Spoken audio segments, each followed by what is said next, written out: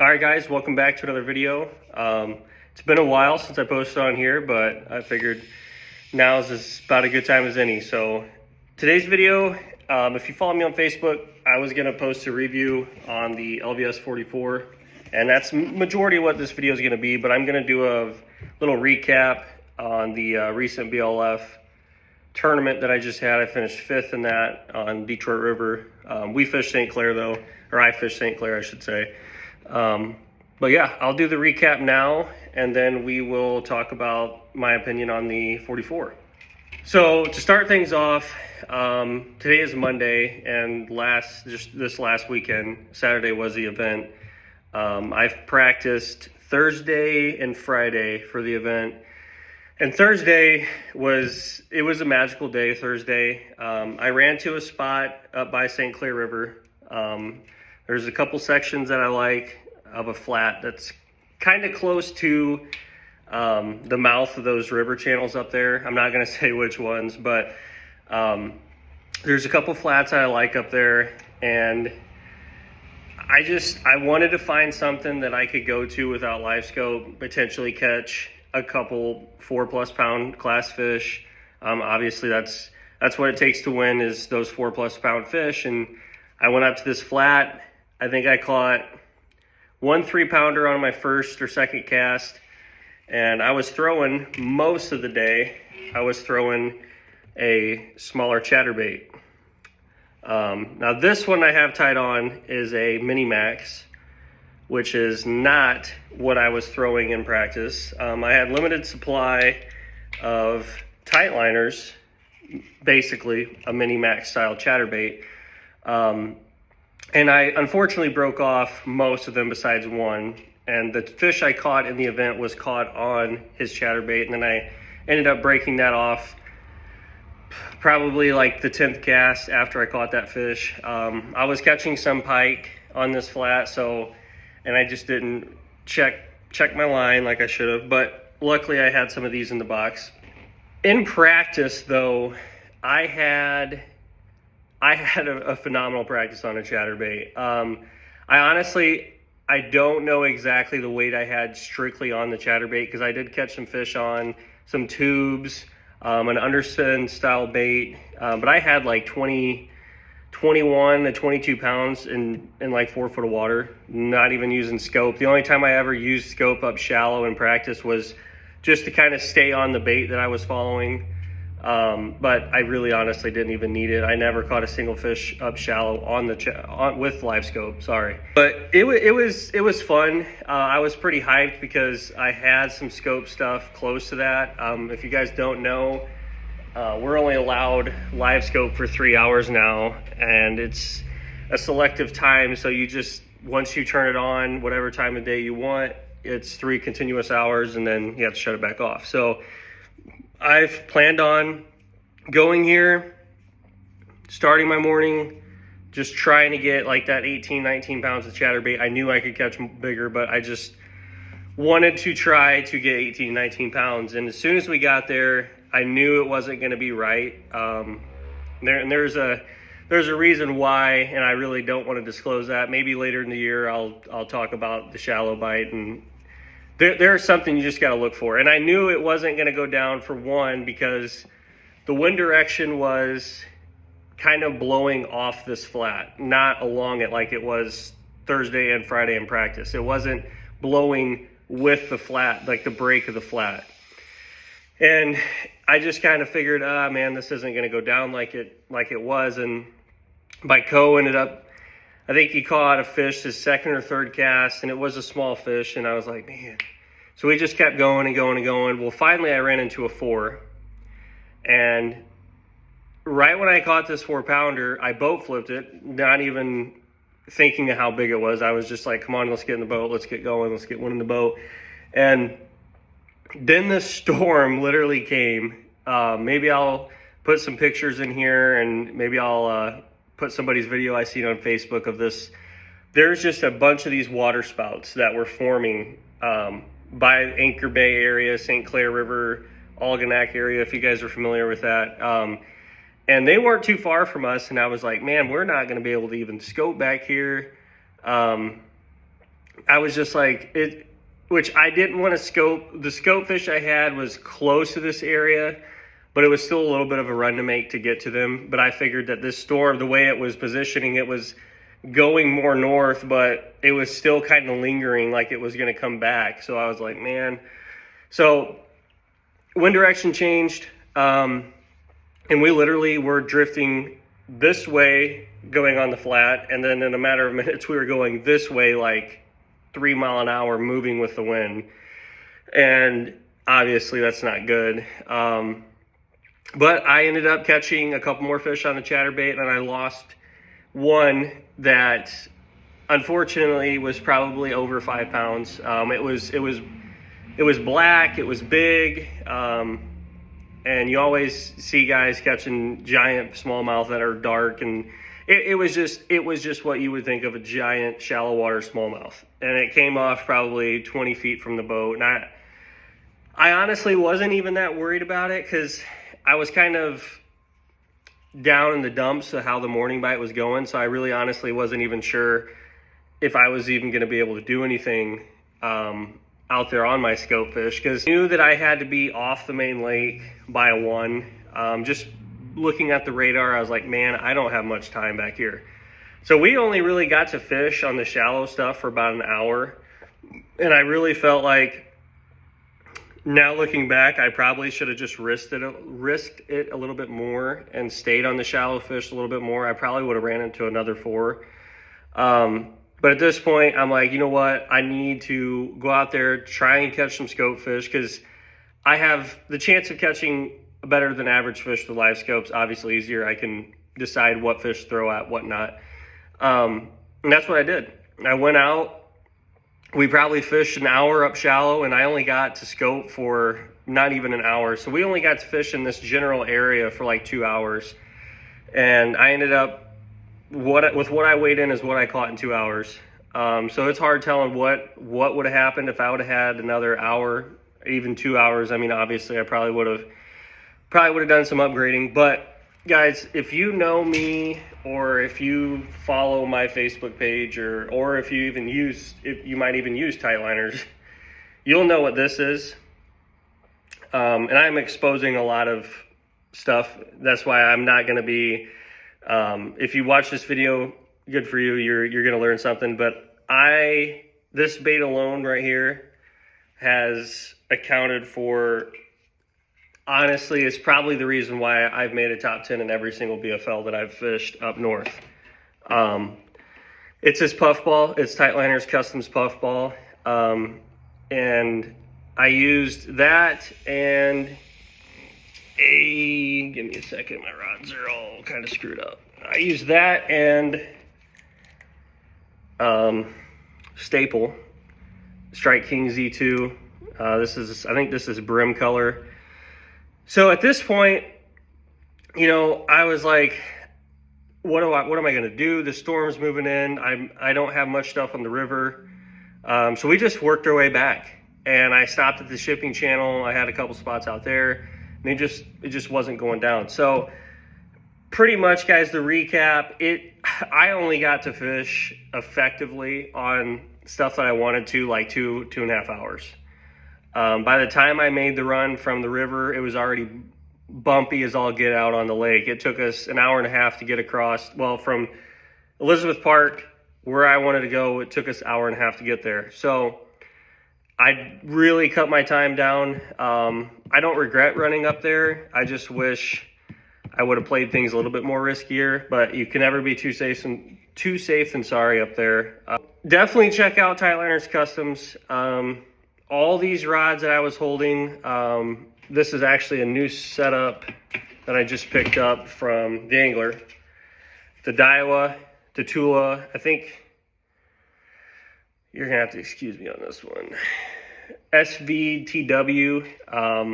I normally use Shimano, or I have some baits, but this one, for whatever reason, grabbed my eye, and I was like, we'll try them out. I have some Tulas, and I like them. Good reel. 8-to-1, and then this rod, I have one of these. This would be number 2. Where is the logo on this thing? I don't know. It's a Shimano Zodius. And the one I have currently, I use for small crankbaits.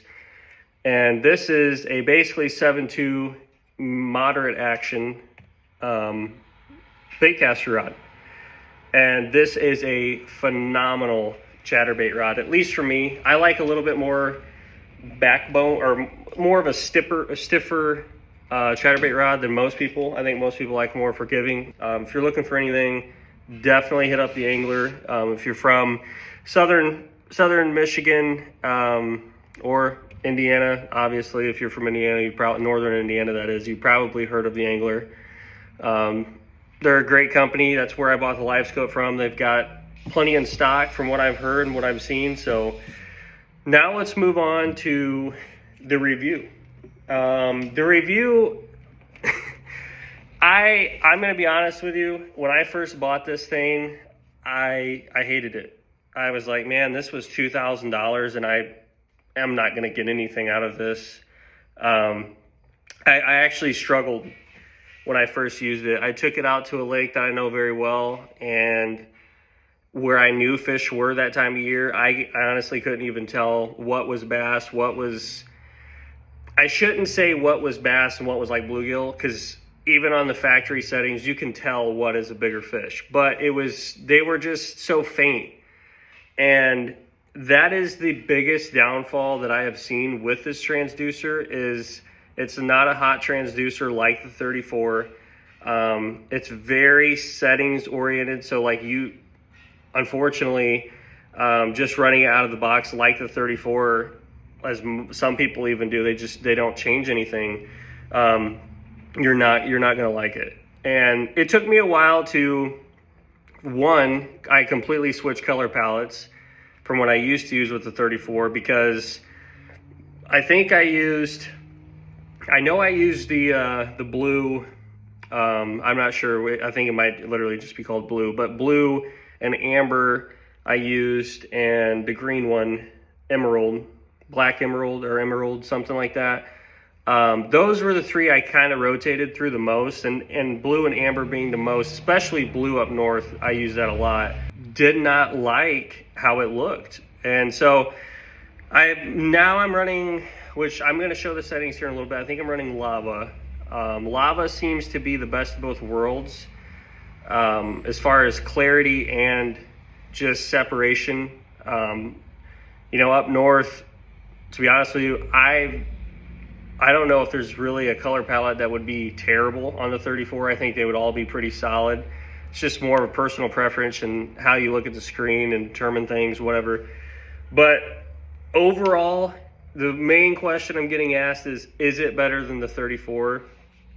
Now, what defines is it better overall? No. Is it better in distance, at range? Absolutely. Is it better at being brighter? No. So it has its I shouldn't say flaws, but it's differences. I mean, it's just a lot different of a transducer. The closer the fish get, the better it gets. But with the settings I have now, I can effectively see a fish at 110, 120, even up to 130 feet. If you're on St. Clair, I actually caught one of my biggest ones in practice, which was close to 5. I seen him 130 feet away, worked my way over, pitched at 70 feet. When I got within 70 feet, threw it 70 feet away and caught him. And I knew it was a bass just the way it was in the water column, which that, unfortunately, to understand what fish are what, it's not always about how they look. It's a lot to do with where they're setting in the water column. Obviously how they look on the screen, but most of the time, depending on what lakes you're on, it's where they're positioned at and where they should be at in the water column. Granted, I caught a lot of fish on the bottom, and I actually never caught a single drum in practice, which surprises me still. I love this thing. I actually sold my 34, so if that tells you anything, I had the 34 as backup, and I originally thought, well, I'm going to be going home and taking this thing off and selling it, putting the 34 on. But I just think it was one of those things that I just had to use. I just had to keep using and using and using. And I won't go back. I've accustomed myself to this thing now, and it's a game changer, especially if you're throwing for those nomadic fish, the fish that are up in the water column, suspended, stuff like that. You're not going to beat it. And yeah, I mean, hopefully that gives you a decent review. I will say this too, this is a question I'm getting asked. Should I upgrade? Is it worth the upgrade? If you have the money to spend and you just want a little bit of a different look, maybe you don't like the 34 and you want to try something else, maybe you'll like this one better. But I don't buy this thinking you're going to get the 34 picture and more, because you're not. You're not going to get the look of the 34, but you're going to get its own look that's great. I mean, I'm not sponsored by Garmin. I'm not anything affiliated with Garmin, so I don't care to tell you guys if something's garbage or not. But for me personally, I love this thing. And we'll go over the settings. I'm not going to be too tech savvy with the settings, because I personally don't really know what each setting individually does. Now, most of them I do, but there's things on there that I've literally just turned all the way up and seen what it looked like and then go back down. I mean, just a simple trial and error, you know. So we'll go over the settings. If you have any questions, feel free to just drop a comment or message me on Facebook, whatever. We'll go over the settings, and that'll be it for today's video, guys.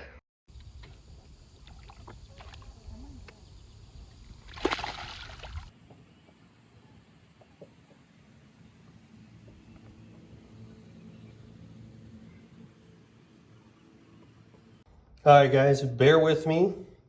We're gonna go over some settings here.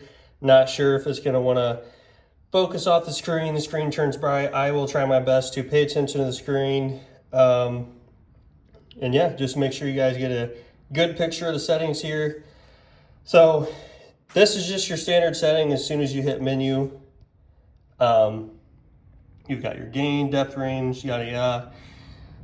The gain I currently have right now is just what I left on the day with. The sun came out, and I noticed when the sun comes out, I don't like as bright of a gain. Granted, that's just me personally. There's really nothing behind it other than obviously the higher the gain you do, the brighter things get. I don't know, it's just me. So the depth range, I always go double of the depth that I was fishing. So do a little bit of math here, you can figure out where I was fishing at. I was fishing out close to the shipping channel when we left. Forward range, I only had it set at 100. And the only reason why I only had it set at 100 is I wasn't finding much fish suspended. So I was like, you know what, there's really no point in running out at 130, 140 feet with the range. It's really hard to see them at that range on the bottom. You still can, don't get me wrong. I've seen them at 120 feet on the bottom, plain as day. I wanted to be a little bit more efficient, and I went to 100 feet. The only other setting here would be transmit, that's on. So we'll go into Sonar setup, and right here, I have noise reject off, TVG off, ghost auto. We go under appearance. Color scheme, like I was saying in the video, I'm running lava. Normally run amber. Amber still looks good on here. Just lava, you just have to see it to understand it. Maybe I'll make another video just running through color palettes. Maybe make it just like a little reel or something so you guys can just see what everything looks like. But my color gain, 65, color limit 80. I still mess with this a little bit. Sometimes I'll go up a little bit, but the higher you run, actually each of these, or sorry, color gain, the higher you run that, the less gain you want to run. It's just one of those things that it's all, like I said, I don't have any scientific thing to back this up. So if you just want to get some advice or get some settings from a fisherman, not a Garmin rep, I'm your guy. I'm not going to be able to sit here and explain all this, and I don't think most of you really cared, honestly, to know what each of these mean. But that's just what I've seen is the higher the color limit, you've got to start lowering your gain, and it just doesn't look right. So this was where I found that happy medium. So color gain 65, color limit 80, rest just off. Layout, that's just kind of personal preference. Some people like the grid, I don't. This is a big deal.